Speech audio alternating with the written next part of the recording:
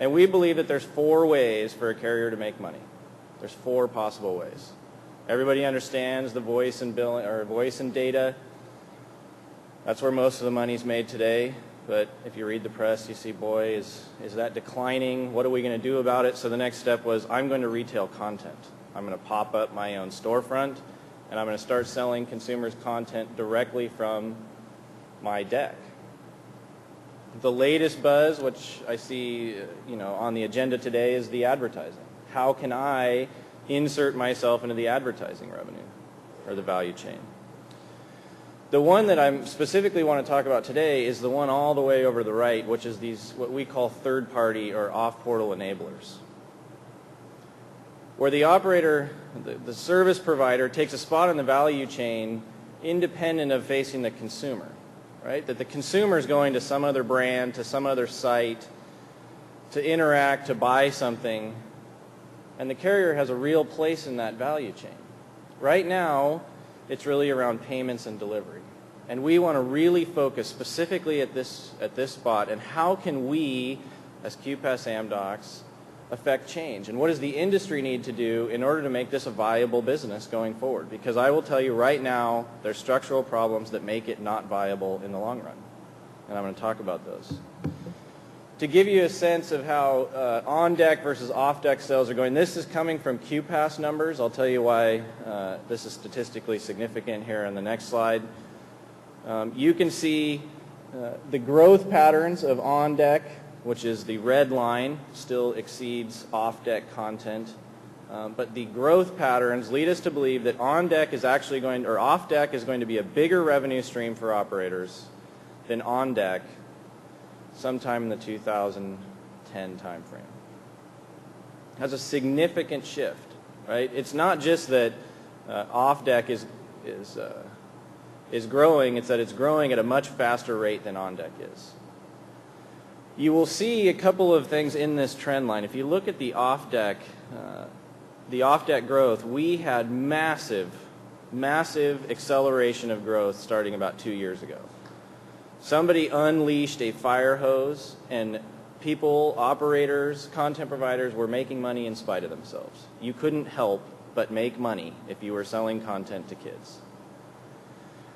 Well, with that came a whole bunch of issues. Lawsuits started to pop up, deceptive practices came up. All of a sudden, the off-deck content industry looked an awful lot like the 1-900 industry. And then you saw this growth slowed as operators had necessarily to react. So the pendulum went from, let's try it out, and boy, are we making money hand over fist, to, oh crap, I'm getting sued, how do I lock this down? And now we're sitting at the point of, okay, we've learned a lot. We've learned a lot about it. As QPAS, I'll tell you very specifically, we have learned a lot because in 2006, we processed about 75% of North America's off-portal transactions through our software. Right? This is a function of who our customers were and how much off-portal traffic they were driving in the industry. But I'll tell you, we have learned a ton about this. And we've seen these structural problems develop, and we're taking specific actions to try and address those problems, but we need a concerted effort from the industry at large to fix some of the things that are broken. It is a threat to both operators' position in the value chain and those companies that make money from off-deck content as their primary source of income. So let's talk about some of those challenges. Profitability of off-deck content is bad. I don't know the technical term other than it's real bad.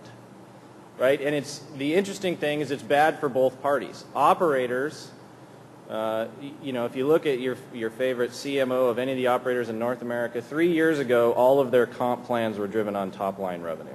It was pretty apparent from the actions. How do I make that revenue line grow? Well, now they are on the speed dial of the CFO. That now they have to show margin in this, that they have to turn it into a real business. And what you're finding is that customer care issues are extremely expensive.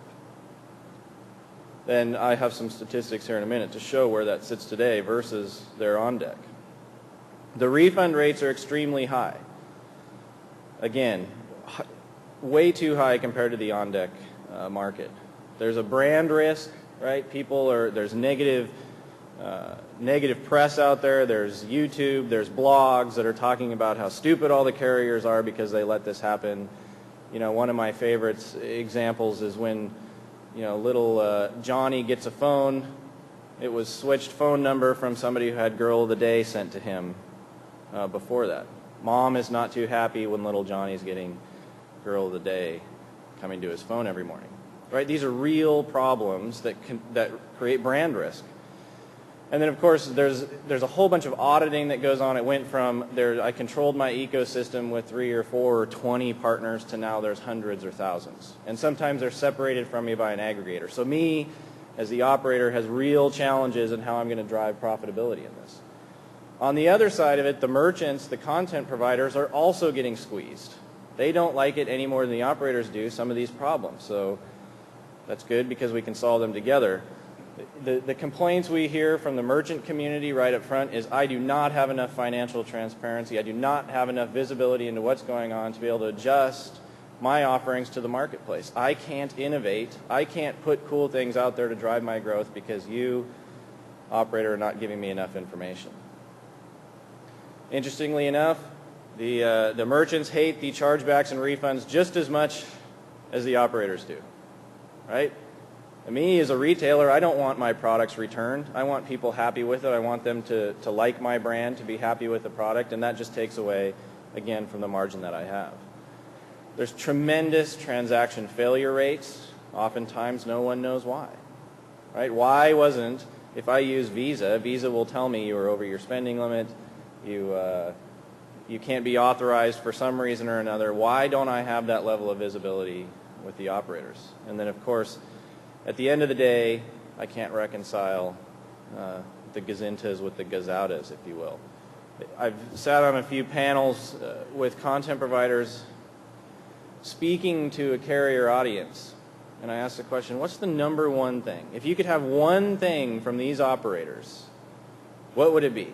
Cool new marketing programs, being put at the top of the deck, able to do advertising, what is it? The number one answer, by far, I would like timely and accurate reports. That's a very basic problem. Just tell me what was sold and tell me the month after it happened what was sold, because I've got to state my revenue based on that. It's a big problem.